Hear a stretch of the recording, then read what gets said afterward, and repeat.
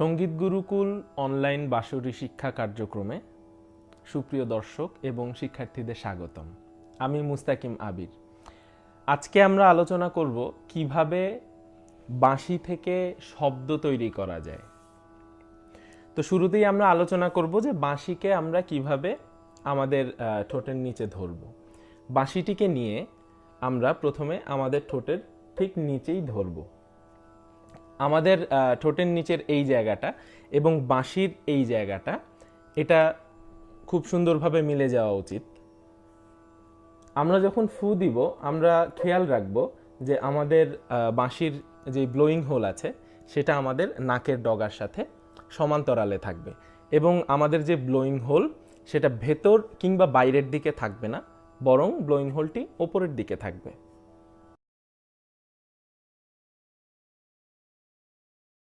তাহলে আমরা পরবর্তী আলোচনায় যাই। আমরা দেখি কিভাবে বাঁশিতে আমরা ফু দিয়ে বাঁশির শব্দ তৈরি করতে পারি।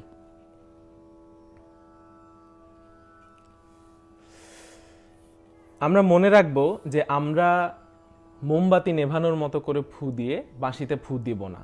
আমাদের মুখটা বাঁশিতে ফু দেওয়ার সময় গোল থাকবে না, এই রকম গোল হবে না, বরং আমাদের মুখটা খানিকটা চ্যাপ্টা হবে, আমি যেমন রেখেছি তেমন। এবং আমাদের যেই লিপ ওপেনিং অর্থাৎ আমাদের যেখান দিয়ে বাতাস বের হবে দুই ঠোঁটের মাঝখান, এই জায়গাটা খুব সরু হবে, খুব ছোট করে বাতাসের প্রেশারটা এখানে একটু বাড়িয়ে দিয়ে জায়গাটা ছোট করে দিয়ে ফু দিতে হবে। এবং আমরা খেয়াল রাখবো যে আমাদের ফুটা সামনের দিকে যাবে না, বরং কিছুটা নিচের দিকে তির্যকভাবে বাঁশির দিকে আসবে।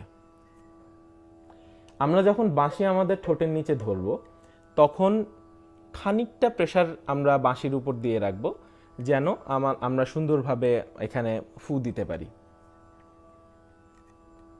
তাহলে আমরা ফু দেই।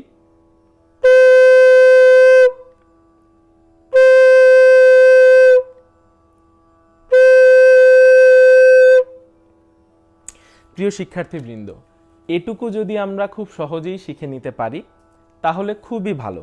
আমরা যদি খুব সহজে শিখে নিতে পারি তাহলে আমাদের দায়িত্ব হচ্ছে অনেক লম্বা সময় ধরে বাঁশিতে ফু দেয়া। আমরা একটা লম্বা দম নিব এবং দম নেওয়ার সময় খেয়াল রাখবো যেন আমাদের দমটা বুকে না নিয়ে আমরা পেটে নেওয়ার চেষ্টা করি। আমরা পেটে লম্বা একটা দম নিব এবং বাঁশিতে ফু দিব।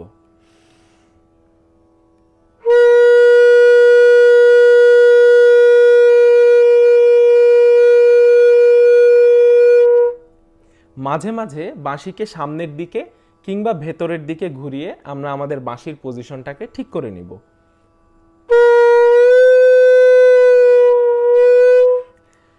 দেখুন, বাঁশি যখন ভেতরের দিকে ঘুরিয়ে নিচ্ছি তখন বাঁশির যেই পিচ, সাউন্ডের যেই হার্টস সেটা কমে যাচ্ছে।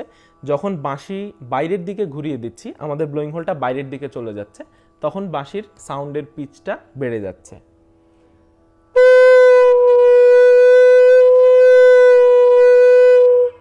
আমার মতে ব্লোয়িং হোলটা বরাবর উপরের দিকে থাকলেই সবচেয়ে ভালো হয় এবং এই জায়গাটাতেই আমি সবচেয়ে সহজ বোধ করি।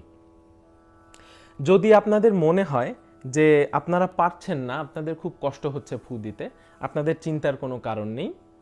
কারণ সাধারণত কিছু কিছু শিক্ষার্থীদের বাঁশিতে ফু দেওয়াটা অনেক কঠিন মনে হতে পারে শুরুতে। এটা খুবই স্বাভাবিক। আমরা যেটা করব সেটা হচ্ছে বাঁশিতে ছোট ছোট করে অল্প অল্প করে ফু দিব।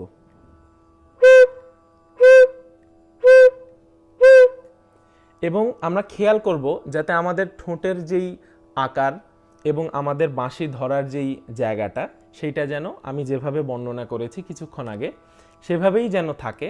এবং আমরা মাঝে মাঝে বাঁশিকে একটু সামনে কিংবা ভেতরের দিকে একটু ঘুরিয়ে আমরা আমাদের সুনির্দিষ্ট জায়গাটি খুঁজে বের করার চেষ্টা করব।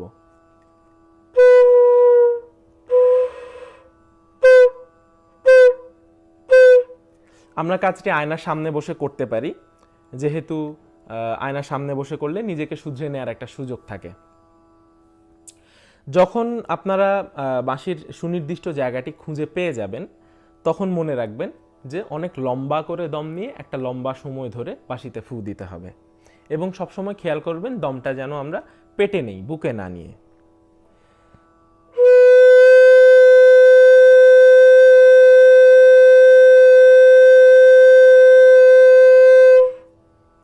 আমরা লক্ষ্য করি যখন আমরা বাঁশিতে ফু দিচ্ছি তখন বাঁশির আমাদের মুখ থেকে সমস্ত বাতাস বাঁশিতে প্রবেশ করছে না, কিছু বাতাস বেরিয়ে যাচ্ছে এবং কিছু বাঁশিতে প্রবেশ করছে।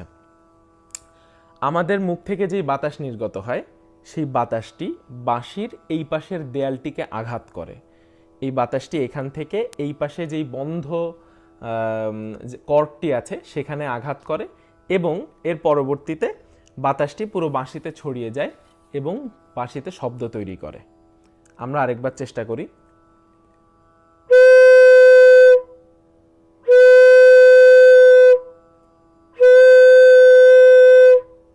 সাধারণত আমার হাতে যে বাঁশিটি আছে এই রকম বড় বাঁশিতে খুব হালকাভাবে ফুঁ দিতে হয়, খুব জোরে আমরা ফুঁ দেই না। জোরে ফুঁ দিতে গেলে আওয়াজটা নষ্ট হয়ে যায়। তো আমরা এখানে খুব ধীরে ফু দিব, খুব আস্তে করে ফু দিব। কিন্তু যদি কারো কাছে ছোট বাঁশি থাকে এইটার মতো, তাহলে খানিকটা জোরে ফু দেওয়ার প্রয়োজন পড়তে পারে।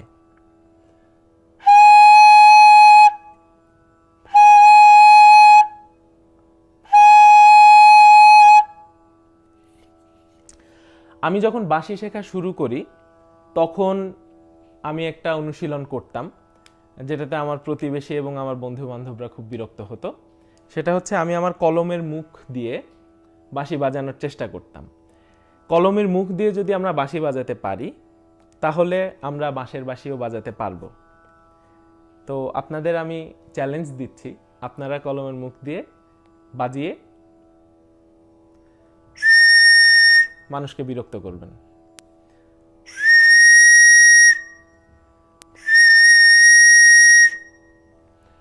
আজ এ পর্যন্তই। ভালো থাকবেন, সুস্থ থাকবেন, দেখা হবে।